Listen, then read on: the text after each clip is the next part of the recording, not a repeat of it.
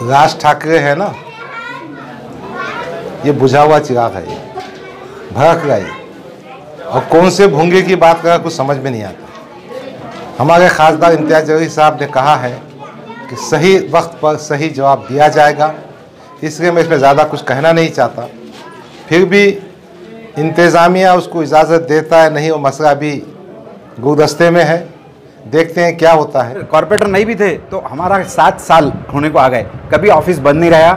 आज तक शाह बाज़ार में कोई भी प्रॉब्लम हो, कोई भी काम हो, ऐसा कोई घर नहीं है कि जहाँ मेरा मोबाइल नंबर नहीं है।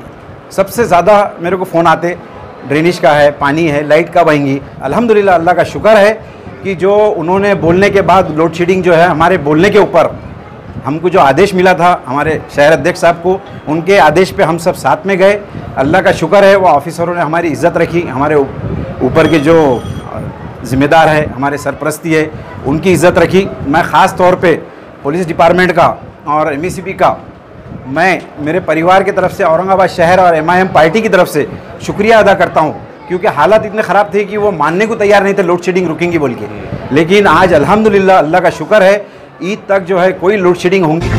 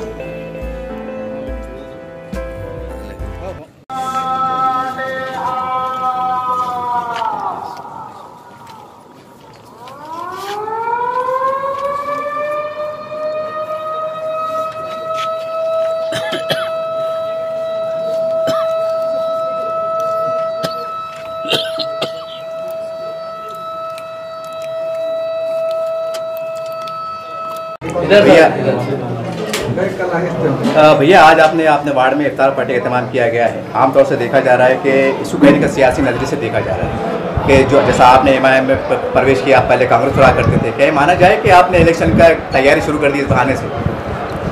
नहीं, कैसा है, इफ्तार पार्टी जो रहती है ये ख़ास सबसे पहले तो हमारे कायद, हमारे सरपरस्ती महाराष्ट्र के working president doctor Abdul Gaffar Khadri साहब, हमारे शहर प्रेसिडेंट शारिक नक्शबंदी साहब, ईस्ट के प्रेसिडेंट दस्तगीर साहब, हमारे माजी कॉरपोरेटर रफ़त भाई, अबू हसन, विकास एड़के साहब, ये जितने तमाम जो आए हुए हैं, मैं ख़ास तौर पे मेरे दिल की गहराइयों से इनका शुक्रिया अदा करता हूँ।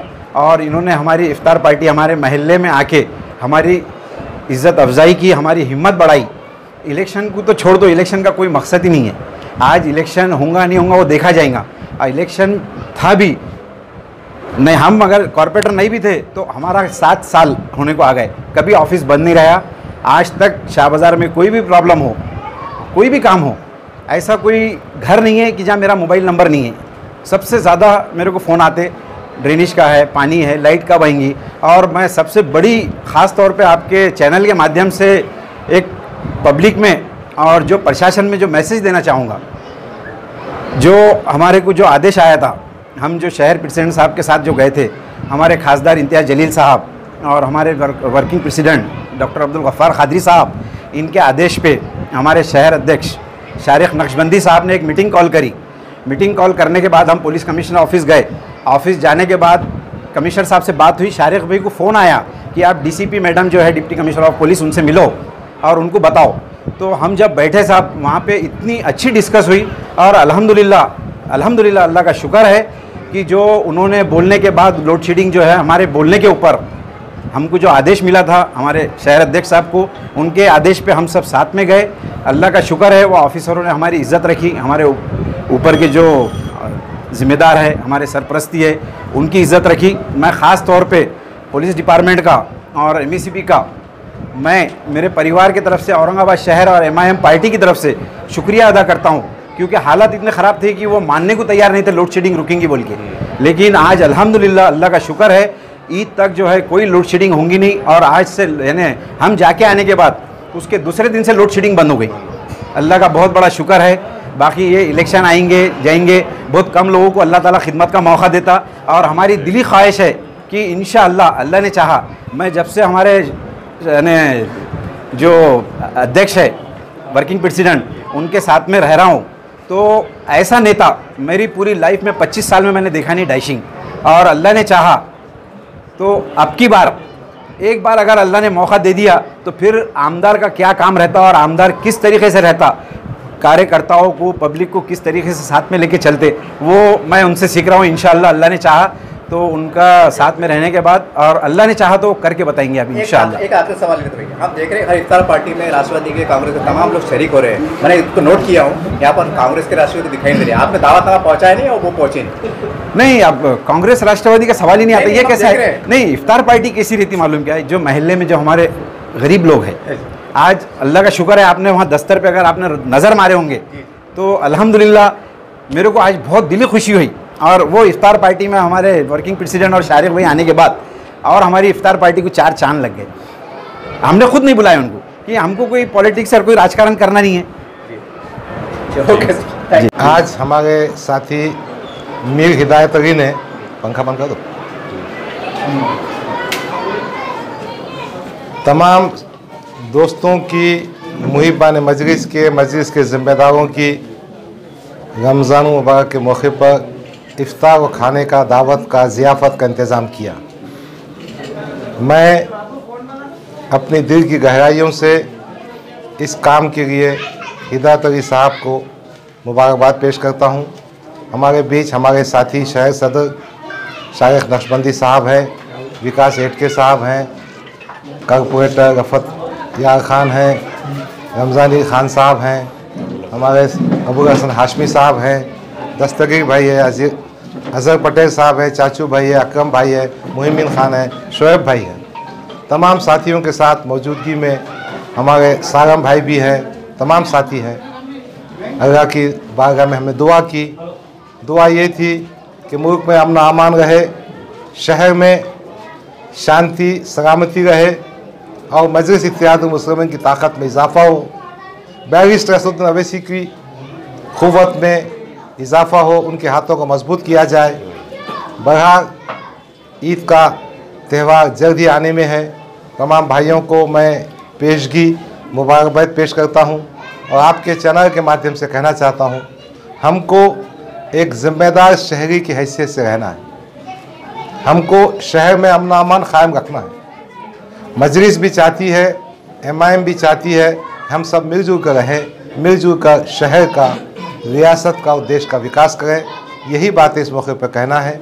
शुक्रिया, खुदा हाफिज़, अस्सलाम वालेकुम, जय भीम, जय भीम। सर एक सवाल, आप महाराष्ट्र के सब बहुत बड़े जिम्मेदार माने जाते हैं और आप देख रहे हैं कि औरंगाबाद में 1 तारीख जो अजान का मसला है उसका दरवाज राज ठाकरे साहब का दौर आ रहा है। आप एक जिम्मेदार होने के हैसियत तमाम आवाम को क्या अपील करेंगे ऐसे नाजुक हालात में? एज ए MIM की क्या भूमिका? देखिए,